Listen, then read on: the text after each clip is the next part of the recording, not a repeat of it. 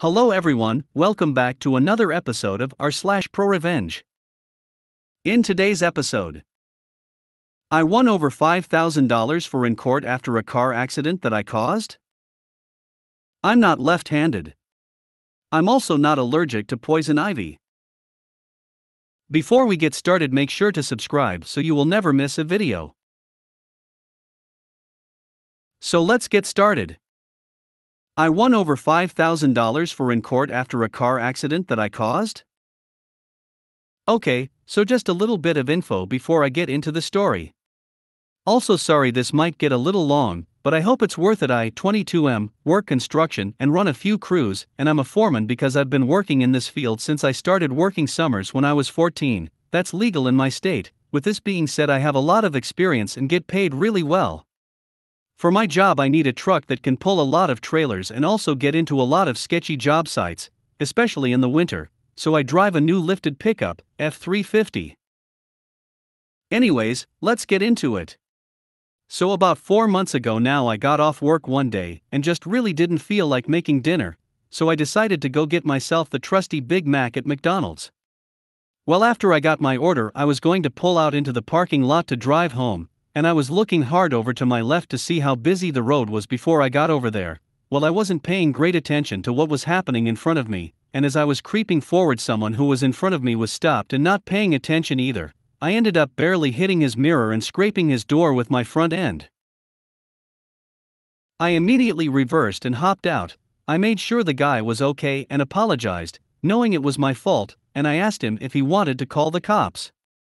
Let's call him Brent. Brent says, "Nah bro, we are all good. If you just get me your insurance info I think we can get this taken care of."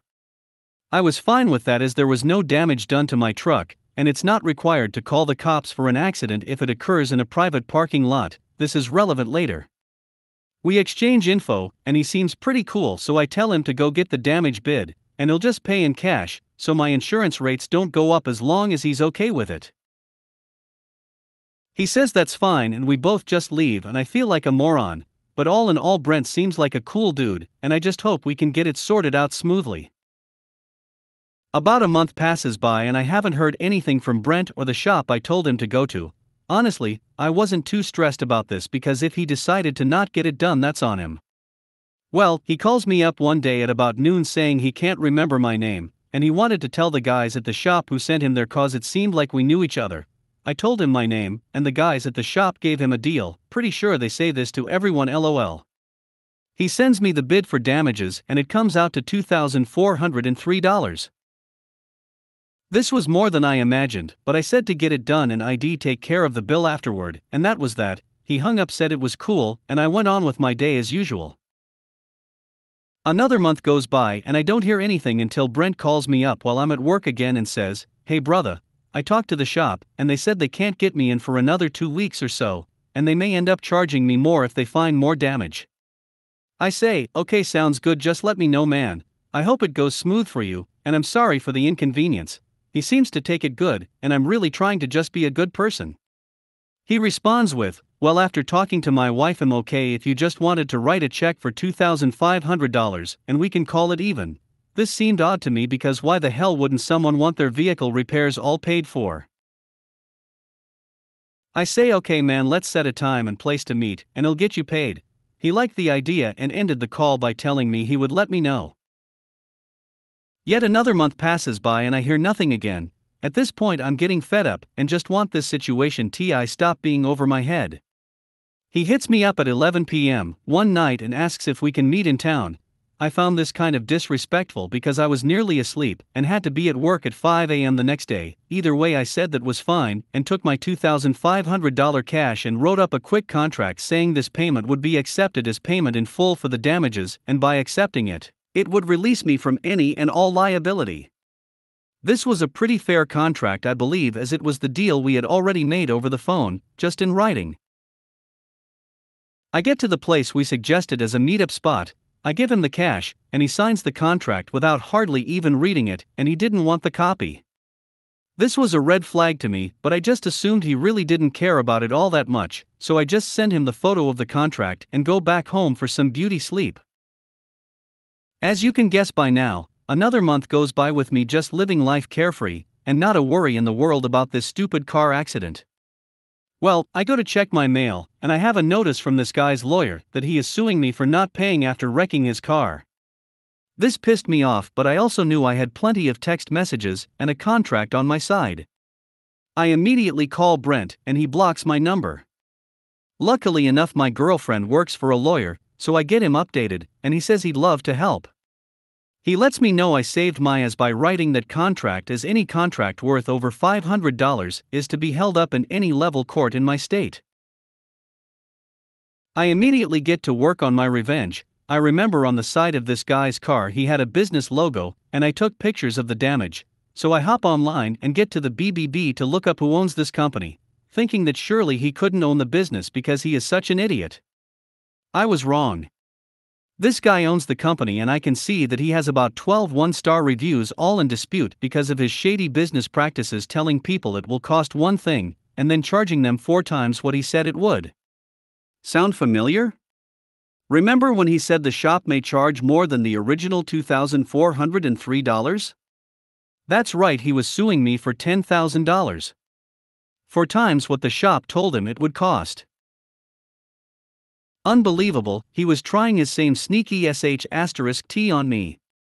My lawyer takes note of this, and we show up to court ready for war. This guy is sleazy. As we get there and all set up, he says, "You ready to give me more of daddy's money?" with a smirk. I guess just 'cause I'm young and drive a nice truck, and could afford $2,500 LOL. His lawyer gets up and starts trying to say BS from me hitting and running, and Brent barely got a picture of my license plate. I tried bullying him into taking a deal for only $2,500 when the damage was clearly more than that. There were obvious holes in his story, and he really didn't have much to say. Just imagine the smile on my face as my lawyer lays out the printouts of our text messages and the physical copy of the contract, which was signed by Brent. His lawyer was ghostly white and looked sick. After laying out all of the evidence, my lawyer pulled out a little hidden gem, the printouts of all the complaints we found on the BBB, and how he was doing the same thing to me. That was the final nail in the coffin, as the judge said he had seen enough. He asked Brent for any final statements, and Brent said, "I don't even have the $2,500 anymore, can I just get that then, and we will be okay," literally admitting to the judge that he had received my money and his story was just a load of horse shit.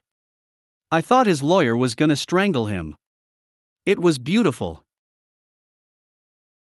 The judge ended up ruling in my favor and demanded him to pay my legal fees, as well as damages and lost wages because I had to miss work to be in court.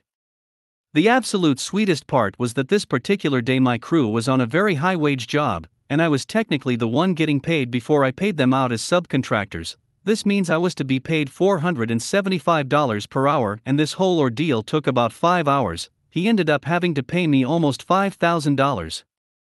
I don't think I've ever been so happy in my life. It was so long, I just really felt the need to share. Thank you to anyone who made it this far. I'm not left-handed. I'm also not allergic to poison ivy. Sorry for the Princess Bride reference, I thought it made a better title.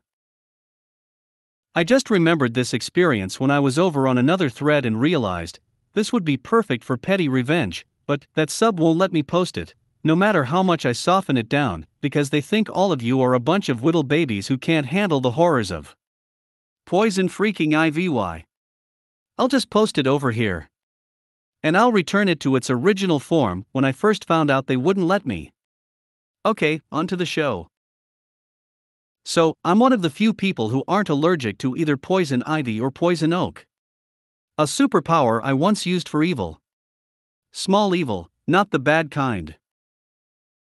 When I was in the Boy Scouts, it was still a quasi-paramilitary organization, and we went on a camping trip for a jamboree one summer. I was about 13 or 14 at the time. This particular jamboree had us camping all week long with our local National Guard. They instructed us that week on shooting the M14 and M16, as well as the M2 and M249 machine guns.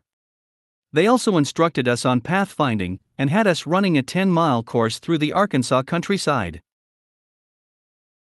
I suppose I should mention that I absolutely hated most of the scouts in my troop, half of them were psychopaths. One of them chopped a kid's finger off after the kid dared him to, and the rest were a bunch of little entitled D-bags.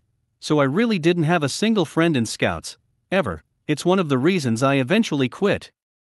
Towards the end of the jamboree, shortly after I woke up on Saturday morning, our head scout, an Eagle Scout no less, whacked me in the forehead with the butt end of a knife that he was using to eat peanut butter, directly from the jar. Why? I don't know, just because I was there, and he felt like it. I guess. Now. The day before, while we were doing some basic reconnoitering of our course, I happened upon a patch of poison ivy, and noted its location on my pathfinding map.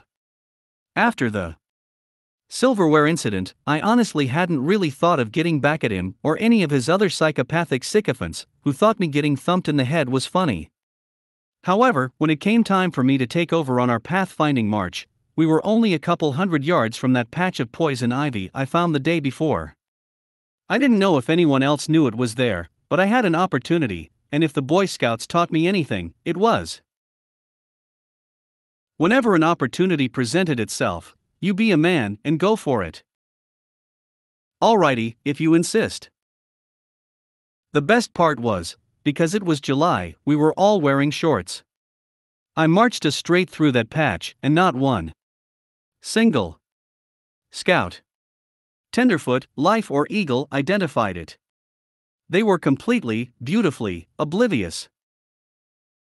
I had the best night I had ever had on any camping trip in Scouts just a few short hours later, as I listened to the cries of every single scout in my troop as they went absolutely mad from the horrible pain and itching that poison ivy causes. And the cherry on top? Not one of us, nor any of the other troops, nor even the National Guard guys, had even a single drop of calamine lotion. It was the most cathartic revenge I've ever experienced. After all of the *T and bullying I had put up with from those little Lord of the Flies, the sweet sounds of their suffering lulled me gently to sleep that night. We had to break camp immediately the next morning. Ah, dang it. I was just starting to have fun. I don't know what the National Guard guys had planned for that day, but I didn't care. I never wanted to go on that jamboree in the first place. I got home early on Sunday, and it was one of the best days ever, as I happily returned to a wonderful shower, a clean bed, and our lovely, lovely air conditioning. I love you, air conditioning. You'll be my best friend, won't you? Yeah, you never let me down, air conditioning. I can always count on you. Okay, maybe I can see why they deleted it the first time, but I seriously tried everything to make this as rated G as possible, and their filter just wasn't having it. If you made it to the end of the video, thanks for watching. Don't forget to like, subscribe and share, and we will see you in the next video.